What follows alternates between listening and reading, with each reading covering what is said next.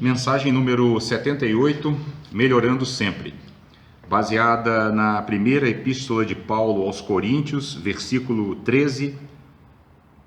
capítulo 13, versículo 7, onde ele diz: Estamos orando a Deus para que não façais mal algum, não para que simplesmente pareçamos aprovados, mas para que façais o bem. E Emmanuel comenta: Evidentemente, não podes garantir a felicidade do mundo, que se encontra de maneira constante sob o impacto das lutas evolutivas que lhe orientam a marcha. Entretanto, ninguém está impedido de cultivar o trato de terra em que vive, amparando uma árvore amiga ou alentando uma flor. Certo, não podes curar as chamadas chagas sociais, indesejáveis, mas compreensíveis numa coletividade de espíritos imperfeitos quais somos, ainda todos nós, em regime de correção e aperfeiçoamento. Contudo, ninguém está impossibilitado de proceder honestamente e apoiar os semelhantes com a força moral do bom exemplo. Sem dúvida, não pode socorrer a todos os enfermos que choram na terra. Entretanto, ninguém está proibido de atenuar a aprovação de um amigo ou de um vizinho, propiciando-lhe a certeza de que o amor não desapareceu dos caminhos humanos. Indiscutivelmente, não podes sanar as dificuldades totais da família em que nasceste. Todavia, ninguém está interditado no sentido de ajudar a um parente menos feliz ou cooperar na tranquilidade que se deve manter em casa. Não te afastes da cultura do bem, sob o pretexto de nada conseguires realizar contra o domínio das atribulações que lavram no planeta. O Senhor nunca nos solicitou o impossível e nunca exigiu da criatura falível espetáculos de grandeza compulsória. Conquanto existam numerosos desertos, a fonte pequenina corre, confiante, fecundando a gleba em que transita.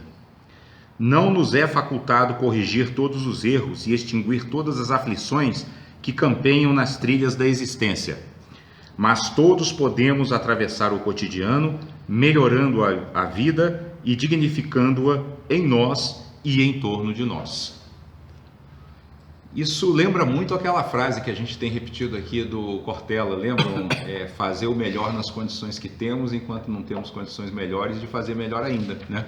Porque aqui, o que Emmanuel está extraindo do significado da Epístola de Paulo é exatamente a possibilidade que nós temos de agir no nosso círculo de influência, né? Porque todos nós vivemos num contexto que, em última análise, é o contexto cósmico, é o universo, estamos inseridos no universo. Mas, e dentro desse universo, a gente habita um planeta, dentro de um sistema solar, né, um planeta, dentro desse planeta um país, né, dentro desse país uma cidade, dentro dessa cidade um lar, né, uma família. Mas ele, inclusive, chama a atenção que até da própria família a gente não consegue resolver os problemas, né? Às vezes dos próprios filhos a gente não consegue. Mesmo quando a gente, na melhor das intenções, leva a criança à evangelização, mas há coisas que fogem muitas vezes à nossa alçada, né? As coisas acontecem independentemente dos nossos desejos, né? Mas o que Emmanuel está dizendo aqui? Que nós não devemos, por causa disso, deixar de praticar o bem, né?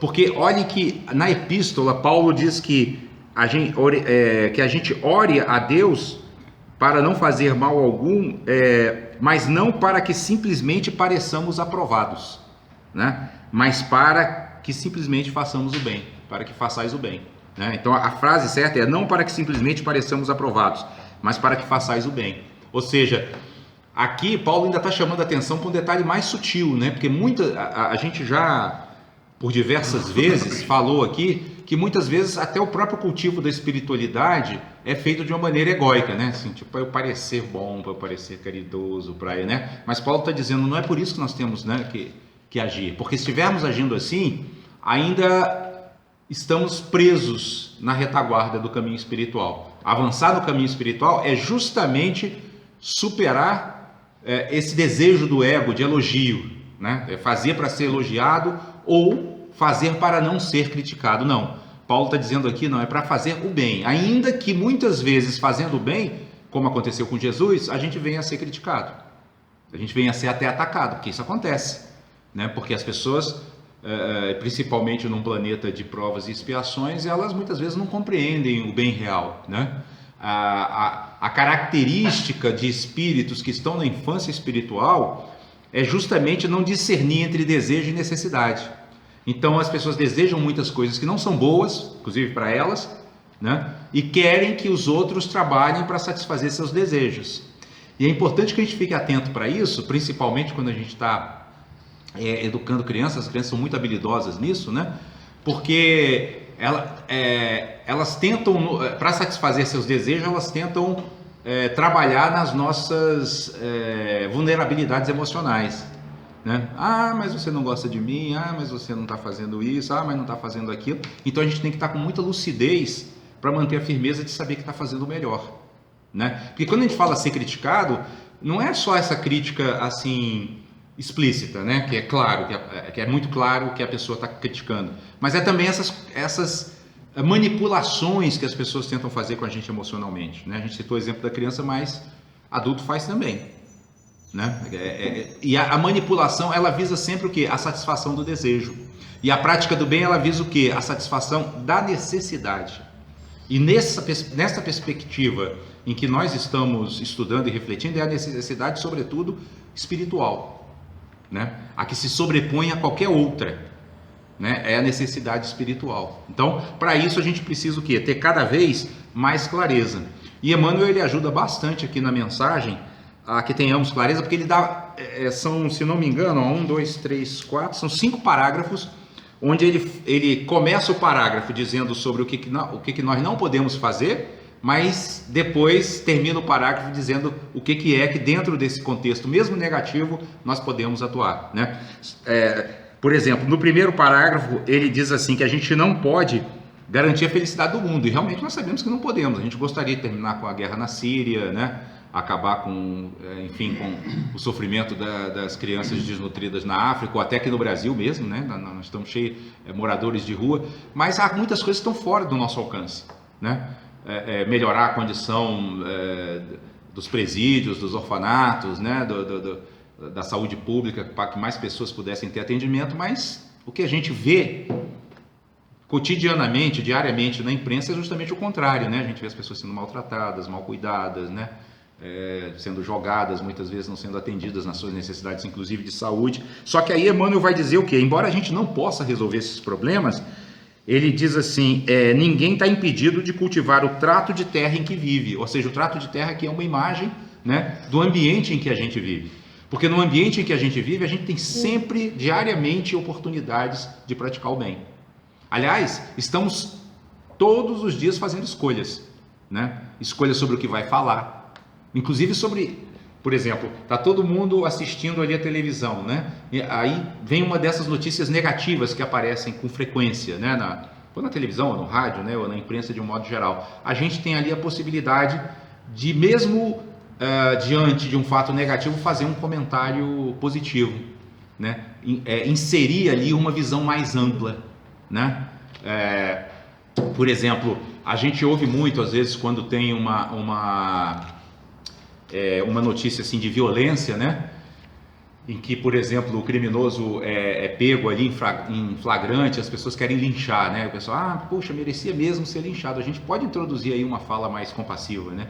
Dizendo assim, você sabe quem é essa pessoa, né? Ou olhando assim, é um menor, é uma criança, será que está sendo educado? Será que teve pais? Em que condições ele cresceu?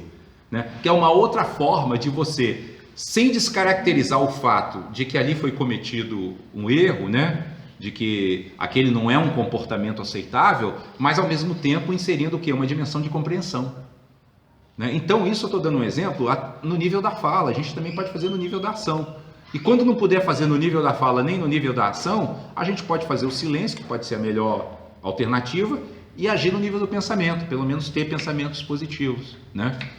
Tem uma prece budista muito interessante que chama Metta Bhavana, né? Que é amor universal em sânscrito, que ela é justamente uma oração que a gente pode inclusive fazer mentalmente, pode fazer verbalmente, porque, desejando àqueles seres, né, emanando para eles assim, que ele seja feliz, que ele se liberte do sofrimento, né? Que ele se libere do seu karma, né? Que ele encontre as verdadeiras causas da felicidade. Isso é uma forma também de dar uma contribuição no nosso campo de influência, né? Porque ainda que a gente não mude aquela situação, por exemplo, que está sendo exposta no noticiário, a gente pelo menos vai transmitir para aqueles que estão à nossa volta um sentimento de paz. Vocês lembram daquela mensagem na tarefa da paz, né? Ou seja, aquela mensagem, o que ela dizia? Ela dizia exatamente isso, que cada um de nós, no lugar em que a gente está, pode dar essa contribuição para construir a paz no mundo, né? A gente não pode resolver o problema do mundo, mas pode resolver o problema do nosso entorno e a partir daí multiplicar, né? Porque cada pessoa que for beneficiada por cada pequena ação nossa, ela também vai poder fazer outras pequenas ações e assim o mundo vai melhorando. Agora, se as pessoas, se nós, né, principalmente, que estamos buscando estudar e praticar o Evangelho, nos desanimarmos diante das negatividades, então o mundo fica sem nenhuma chance de uma melhoria real, né? Que aqui quando a gente fala de melhoria real, é uma melhoria efetivamente espiritual, né? E Emmanuel, quando conclui aqui a mensagem, ele conclui com uma metáfora muito bonita, né? Que ele diz assim: conquanto existam numerosos desertos, a fonte pequenina corre confiante, fecundando a gleba em que transita. Isso me lembrou, sabe o quê? A gente assiste aqueles filmes, né, sobre... para mim, pelo menos, foi só filme, porque eu nunca fui num deserto, né? Nunca estive pessoalmente num deserto. Mas a gente vê ali o viajante, né, sedento e tal, de repente ele encontra um oásis. O oásis está lá sempre disponível, né? Aquela fonte de água, uma água purinha, limpinha, independentemente dela estar cercada de secura, né? De total falta, né, de umidade, de água, etc. Mas ela se oferece, ainda que pequena, para aqueles que passam ali poderem saciar a sua sede. Eu achei bonita essa mensagem, né? Porque nós podemos ser exatamente isso, né, nesse meio que nós estamos vivendo hoje. Hoje nós estamos vivendo num mundo muito conturbado, mas nós podemos ser esse oásis de paz, se nós tivermos esse tipo de atitude que Emmanuel está recomendando aqui, né? Por isso que ele conclui dizendo: não nos é facultado corrigir todos os erros e extinguir todas as aflições que campeiam nas trilhas da existência, mas todos nós podemos atravessar o cotidiano, melhorando a vida e dignificando-a em nós e em torno de nós. O que significa isso? Que a gente pode, quando ele diz dignificar a vida em nós e em torno de nós, significa que tudo aquilo também que nós fizermos no nosso círculo de influência, de positivo, de prática do bem, dessa maneira abnegada, né? Ou seja, não para ser aprovado pelos outros, mas simplesmente pela própria paixão pelo bem, né? Tudo isso que nós fizermos, ele vai não só melhorar e ajudar os outros que estão no nosso entorno a melhorarem, mas ele vai também melhorar a nós mesmos, porque nós vamos estar nos exercitando espiritualmente. Nós vamos estar fazendo exatamente o quê? A prática do amor, da compaixão e do bom ânimo, né? Ou seja, daquele que não perde o ânimo de praticar as virtudes superiores.